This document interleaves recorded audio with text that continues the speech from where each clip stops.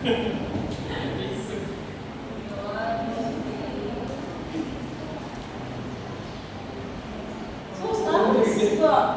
na, walang ligo. Bright morning, everyone. Ayan, nasa may Santillan. Daya mo sa Suriname. Basta? Lalo dati. I-post mo tayo.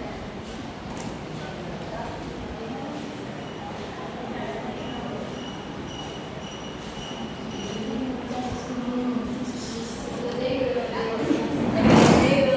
will be discussing about the arts and creative literacy. But before that, let's have the learning of define arts and creative literacy. Identify the 7 habits of highly creative people.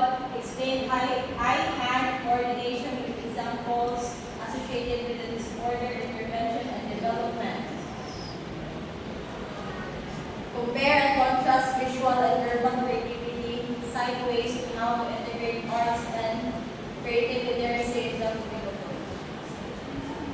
So, but before we undergo to our main discussion, let's have what can you see in the picture? Anyone?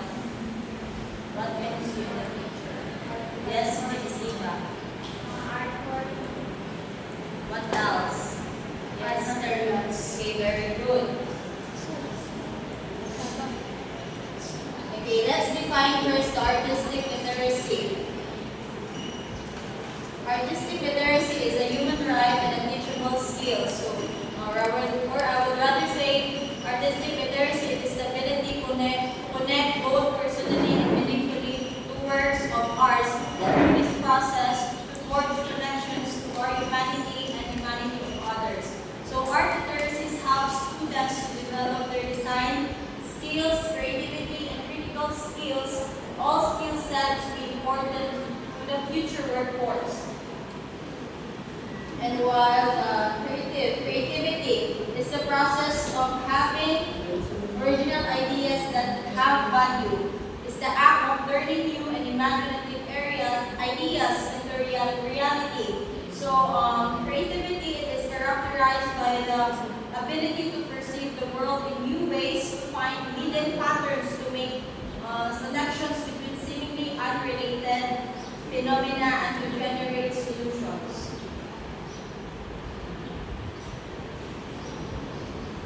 Next is a combinatorial force, the ability to tap into one's inner pool of resources such as knowledge, insight, information, inspiration, and the fragments in the mind to combine them in extraordinary new ways. So it is also the process of bringing something new into being that requires passion and commitment. So creativity begins with the foundation of knowledge and learning of the city.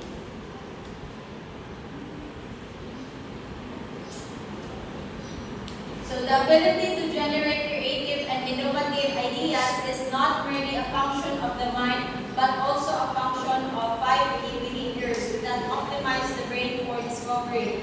First, we have associating or drawing connections between questions, problems, or ideas from unrelated fields. The second, we have the questioning or posing queries that challenge common wisdom. The third one, observing or scrutinizing the behavior of others to identify new ways of doing things. Next, with networking or meeting people with different ideas and perspectives. And last, with experimenting or constructing interactive experiences and provoking responses to see what insights emerge. So let's discuss the 7 habits of highly creative people. So 9/1/2014 opened that if a person makes a habit of the 7 practices, he or she will be highly creative in his or her field. Thus, this would help teachers attain the highest possible level of creativity. So, the first one, you have to prepare the ground. So, as a teacher, creativity requires an absorbed mind and a relaxed state of focus and attention, giving the self-sufficient time and space needed while letting the desires to create from the leisure of creative expression and inspiration. So the second, we have plant seeds for creativity. So as a teacher, it is important to put attention on what you want to create, not on complaints, and set an attention to produce the desired results. And the third, leave in the question. So ask questions instead of trying to find immediate answers and pay attention to questions that other people ask. And next, fourth one, we have feed your brain. Get interested in something that later can provide you wisdom and ideas. If you learn to make connection between people, places, and things that are not usually connected. Next, we have experiment and explore. Okay, follow your curiosity. Experiment with ideas and learn from your mistakes. Therefore, the quality of your creativity will improve. So next, you have replenish your creative stock. So you must learn to be self-motivating and translate hobbies, talents, and skills into wonderful potentials. And next, you have liberate your creativity. So if your child's play provides your clue to your creativity, potential, and passion. In general, creativity takes in many forms of business, arts, design, education, and science. So creativity not only for in schools but also in all aspects of our daily lives. Next, we have eye-hand coordination. So what comes in your mind when you say eye-hand coordination? Anyone? Based on your understanding or opinion. Yes, Epsiba. It's the ability to use both hand and eye in one situation. Okay, very good. So when you see eye-hand coordination, also known as eye-hand coordination, is the coordinate control of eye movement with hand movement and the processing of visual input to guide reaching and grasping along with the use of proprioception of hands to guide the eyes. So who can read to the next sentence? Yes, Shaga. It is the ability to do activities that require the simultaneous use of hands and eyes, like an activity that uses the information that eyes perceive or visual perception to guide the hands in carrying out a movement. So in most of our creative activities and endeavors, we integrate eye-hand coordination inhibit the usual body functioning. And eye-hand coordination can be observed in diverse activities such as games and sports and performance, music reading, and etc. So in short, it becomes part of our mechanisms of performing of the various tasks in our everyday lives. So without it, people will be unable to carry out the simplest action in our daily life. So eye-hand coordination is the ability of the vision system to coordinate the information received by the eyes to control, the guide, and direct the hands in accomplishment of the given task. So diba, according to the science, ang backbone is muna yung makareceive padong sa brain. So it is important for child development and academic success, which is equally important among adults who use countless activities daily. So we use our eyes to direct attention to a stimulus and help the brain understand where the body is located in space or self-perception. Next, we have the examples of eye-hand coordination. First, we have in writing. So, in making lines, the eyes send visual information to the brain to tell and here the hand is placed and if handwriting is legible. Next, we have the typing on a keyboard. So, although the types of movement are different, visual information is used to tell the brain how to guide the hand if a mistake needs to be corrected. we have driving. So when we're driving, it was visual information also to move the hands on the wheel, keeping the car in the middle of the lane and avoiding accidents. Last, we have in sports also. So in any sports, the eyes usually coordinate with the movement of some parts of the body called motor coordination. So, but it depends also on the sports, either eye-hand coordination. For example, basketball, volleyball, or football. So, for our next topic, will be discussed by Mr. Fernandez.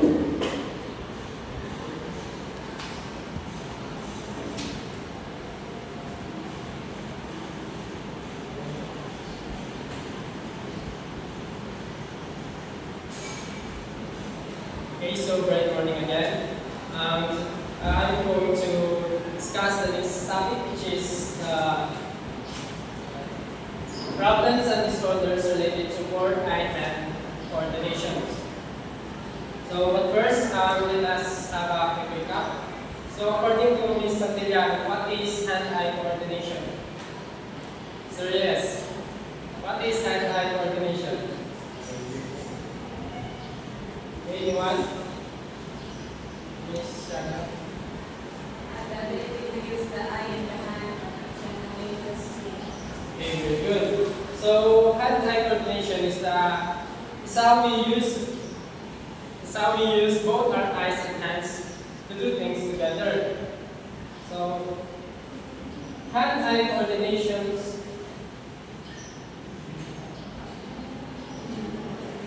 hand-eye coordinations can work properly even if the person's eyes and visions are not affected.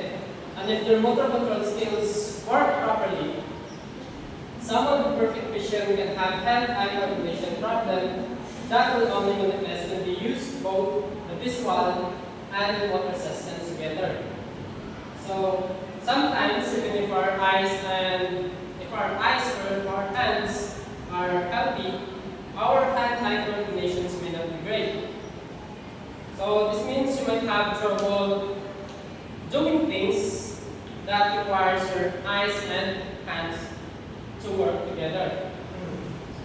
So any alteration to the visual or motor system can significantly affect hand-eye coordination, like visual or muscular problems, such as strabismus or crossed eyes. So strabismus, it is when our eyes don't line up together. Like for example, ang yung right eye natulong sa left eye, samtang yung mga left eye natulong sa right eye. Kung sa atin parang lulipat, wala. Na strabismus. And then, myopia. So ang myopia naman niya, is ang mga lazy eye. So it is when our eye doesn't develop good vision. So this one, so ang myopia, like for example, pag magamit sa atong kamot. So kung mas permit na ginagamit ang atong tuong ang kamot, ang atong walang ang kamot do sa kadugayan do ay galuya or white sa persa. So ako na lang sa myopia. So ang kamot sa because of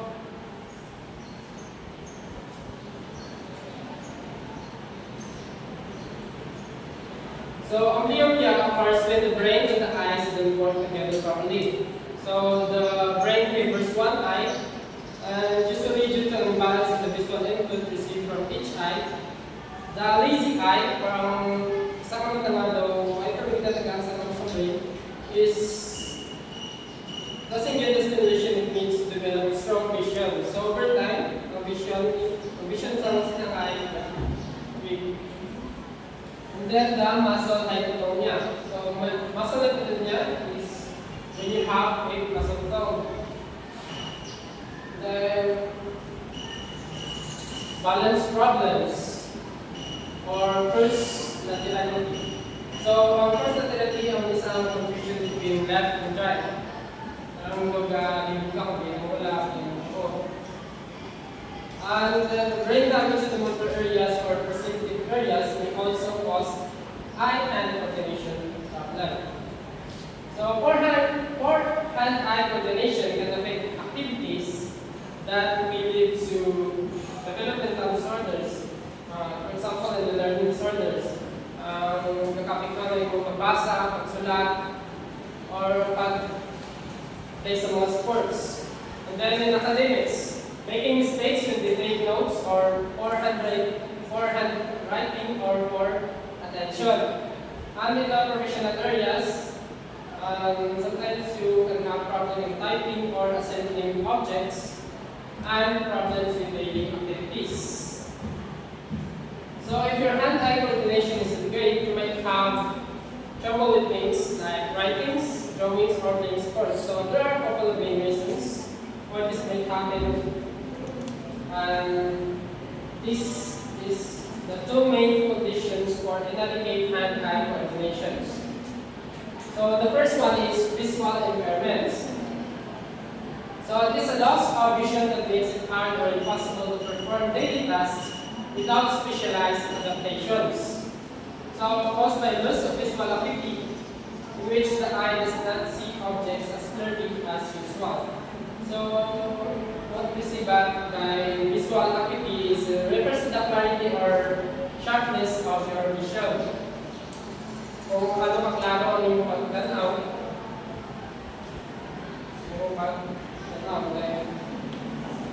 and then the next one is movement disorders.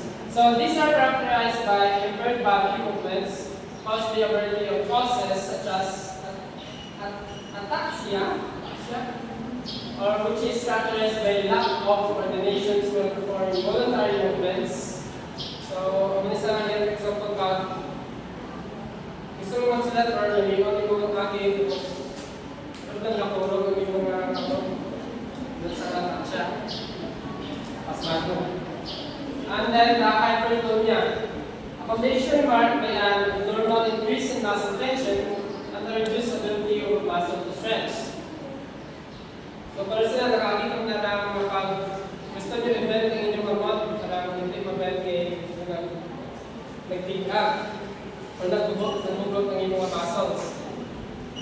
So that is hypertonia.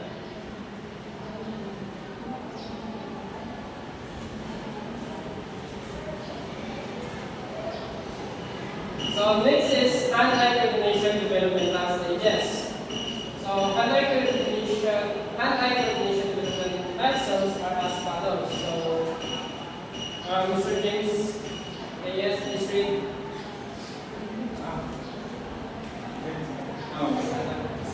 Hand-eye coordination development stages. Hand-eye coordination development milestones are as follows. Between birth and 3 years. 1. Between birth and 3 years of age, infants can accomplish the following skills. Can start to develop the vision that allows them to follow slowly moving objects with their eyes. Begin to develop basic hand-eye skills such as reaching, grasping objects, feeding, dressing. Begin to recognize concepts of place and direction such as up, down, in, and develop an ability to manipulate objects with fine motor skills. So between birth and 3 years, we start to develop the vision and begin to develop basic hand-eye skills, and also we begin to recognize concepts of place and directions, and develop the ability to manipulate objects with fine motor skills. And then between 3 and 5 years,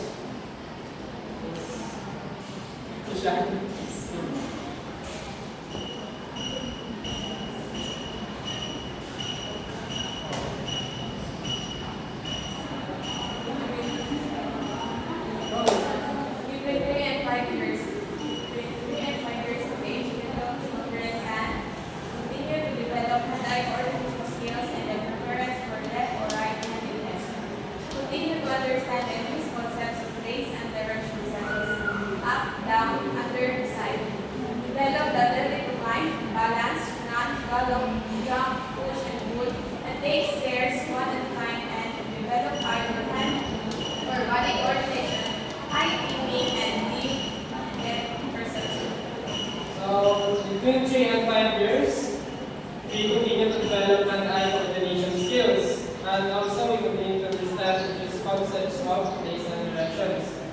and we also start to develop the ability to climb Kalashan Gallop, etc.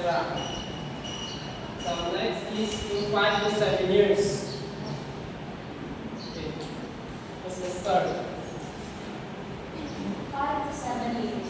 Children between 5 and 7 years old can improve fine motor skills such as handling writing tools, scissors, etc. Continue to develop climbing, balancing, riding, galloping, and jumping abilities, running, coordination, and continue to improve hand-eye handedness, preference, and learn to focus, vision, and schoolwork for hours a day.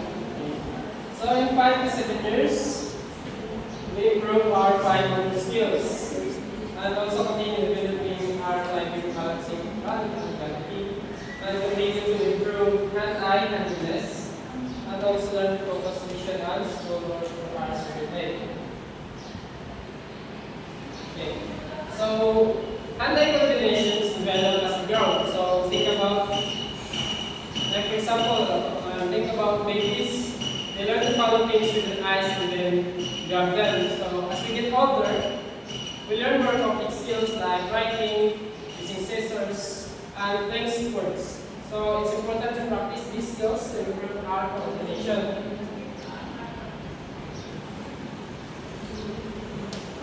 So now let's talk about visual literacy.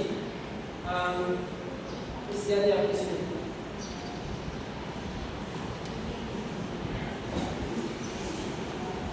Visual literacy is the ability to read, write, and create visual images. It is a concept that relates to art and design and has much wider applications. It is about language and interaction.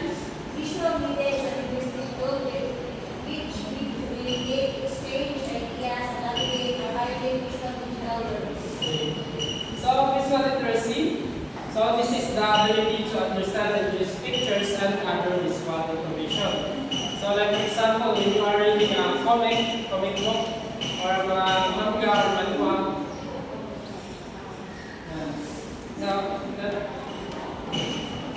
So visual literacy is important because today we use pictures to communicate and learn all the time. So according to Oxford Research Encyclopedia, visual literacy is the ability to interpret, negotiate, and make meaning from information presented in the form of an image. So extending the meaning of literacy, which commonly signifies interpretation of a written or printed text, it is therefore based on the idea that pictures can be read and meaning can be through a process of reading. So next is verbal creativity. Verbal creativity, because of the rapidly increasing complexity of the word, creativity is more important now than ever before, and is evident considered as a useful and effective response to human changes, since it allows the individual to instantly respond to Hassan provides creativity as important for the development of a fully functioning, mentally healthy, educated, and emotionally successful individual. It is because of the growing recognition of the importance of creative functioning, and there is sufficient evidence of the universality of creativity. So verbal creativity, so this is the ability to come up with new and original ideas using words. So it's just like about thinking outside the box and finding new ways to express yourself. So creativity is really important in today's world because it helps us solve problems and adapt to new situations. So divergent thinking. So divergent thinking is a useful concept for identifying, supporting, and measuring creativity as a process to actualize oneself. So manipulate internal and external symbols is the creation of illustrative ideas based on this or her knowledge, senses regarding people and objects produced on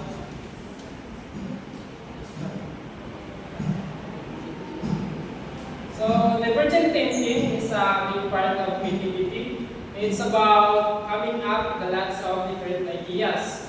So not just one right answer. So for example, if I ask you to think of the ways on how to prepare the egg, so you might come up with lots of different ideas. And that is what that is divergent thinking. And let's proceed to aesthetics. Ms. Sandoval. Britannica defines aesthetics, also spelled aesthetics, as a philosophical study of beauty and taste. It is closely related to the philosophy concerning the nature of art and concept of which individual works of art are interpreted and evaluated. Okay, so aesthetics.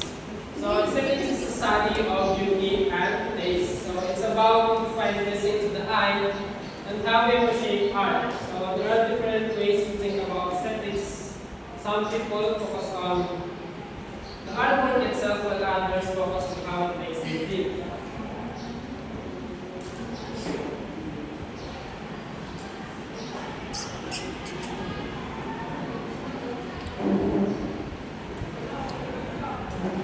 So aesthetics is the study of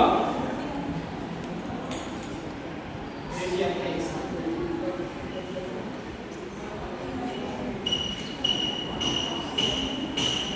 The nature and scope of aesthetics. Aesthetics deals not only with the nature and value of arts, but also with those responses to natural objects that find expressions in the language of the view on the beautiful and the ugly. So there are three approaches to aesthetics. So Ms. Eugene Relatos, this is the first one. The first approach is the aesthetics. It is the study First of bullet. aesthetic conception of or the analysis of language of criticism, in which particular judgments are designed out under logic and justification are presented. So it's nice to be in the rules and vocabulary of art, as I said. So we look at how people talk about art and try to understand the logic behind their opinions. So number two, Ms. Madeleine.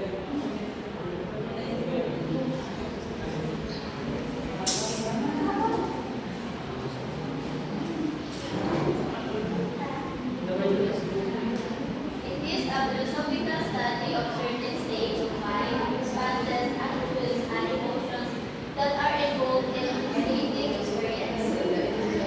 So this approach focuses on the mental and emotional states that occurs when we experience art. It's about understanding how art affects our minds and feelings. So in simple terms, it's about exploring how art makes us feel and why we look at the emotion, thoughts, and attitudes that arise when we engage in art. And then the last approach is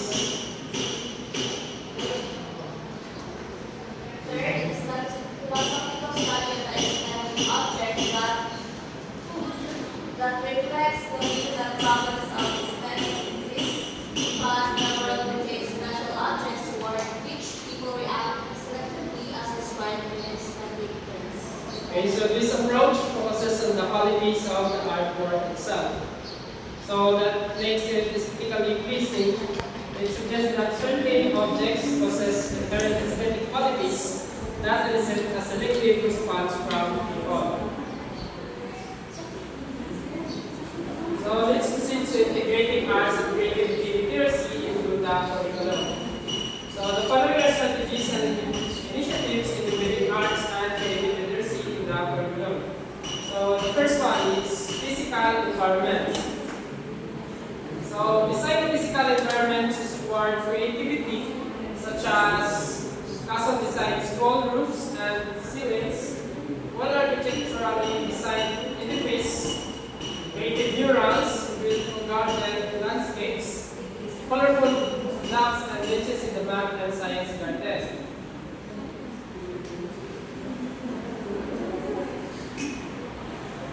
So, by making the classroom a fun and interesting place to be, so that is how to integrate arts effectively in physical environment.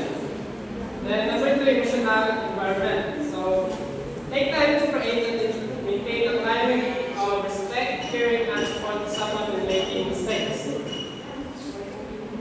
So, for example, make sure everyone feels safe and respected even when they make mistakes. Then number 3, project-based learning. So, provide students time, space, and opportunity to express themselves, their ideas, emotions, and insights through arts. So, you can decide and plan any projects that are relevant, rigorous, and favorable to attain motivation, engagement, and learning. So, number 4, teach creative thinking skills. Mr. Tabo.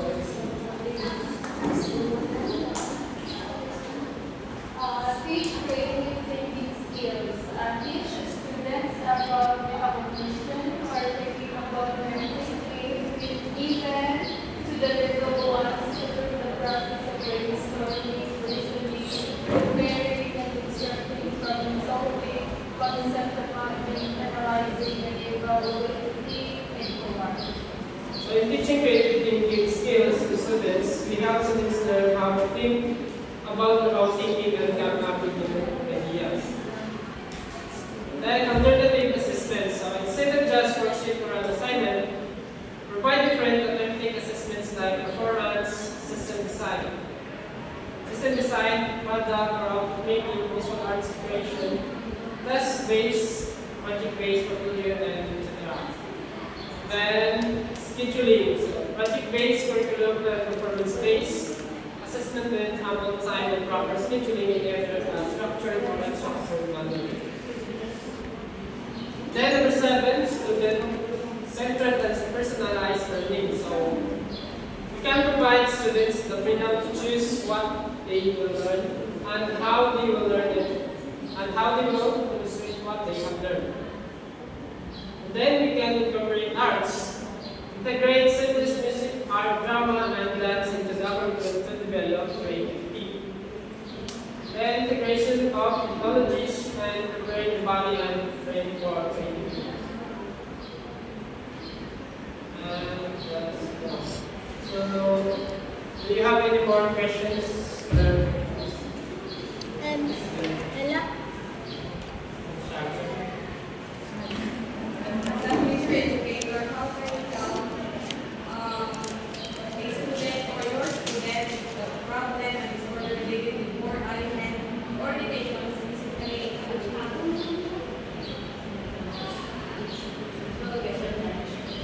as a future educator, how can you help a student with a problem and disorder related with more alignment, coordination, specifically As a future educator, we can help the students by guiding them. By guiding them, for example, the teacher make activities, so we need to guide his or her in order for them to engage with that kind of activities and hindi siya left behind sa those students or classmates niya behind guidance. What else? Yes, how important is it to develop the artistic and creative skills of a student? It is important that we need to develop the creative, artistic and creative because as a in the future workforce we can use that so that in order for them to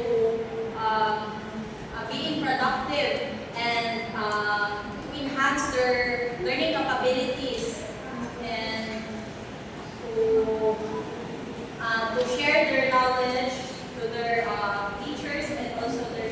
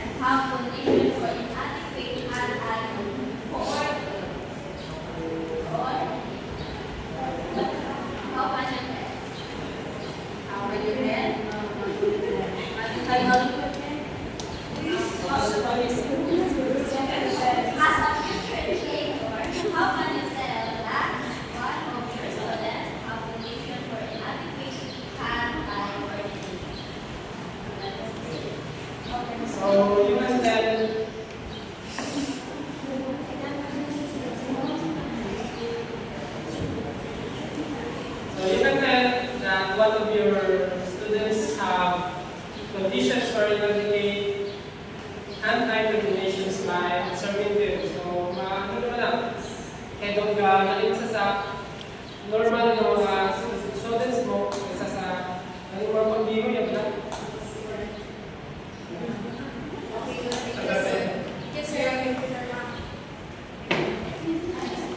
Wait.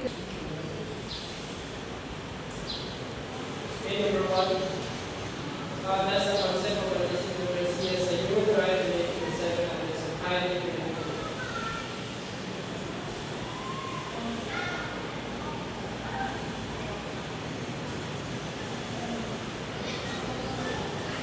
Clear on that? Okay, next, considering the text on high hand coordination in its development stages, what is the most significant implications for the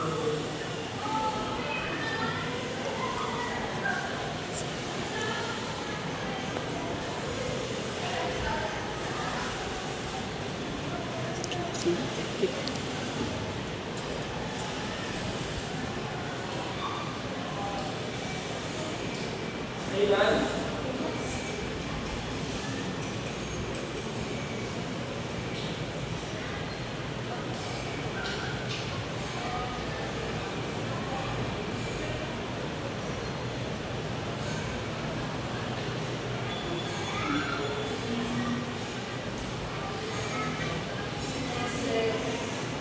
Okay, next.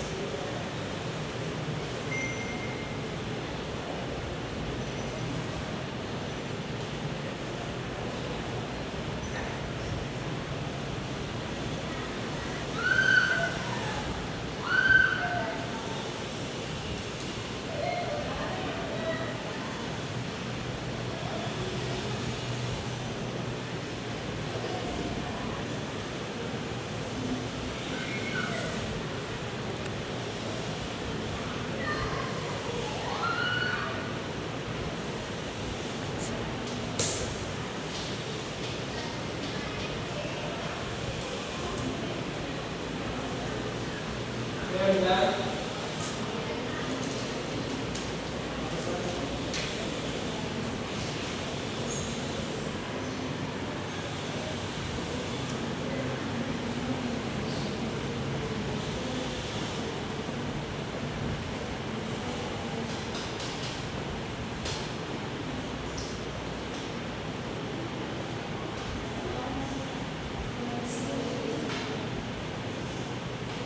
Four. Reason about the text is the most effective way to integrate arts of the document.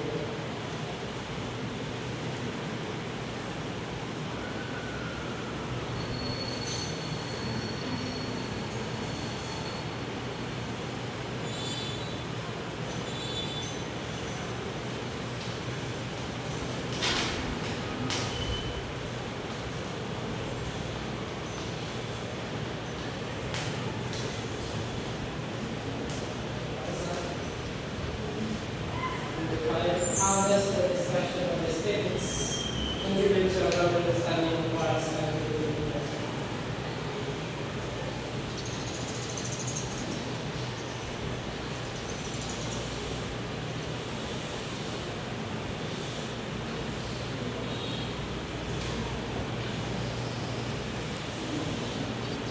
Okay.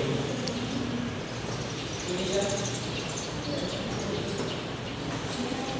Okay, so this is change your paper please. Let's check.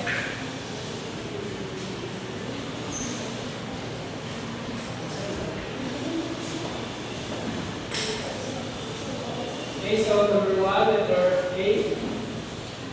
Number two, letter A. Number three, letter A.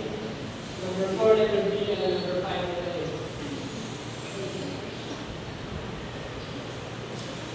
Okay. Then now pass on your papers in front.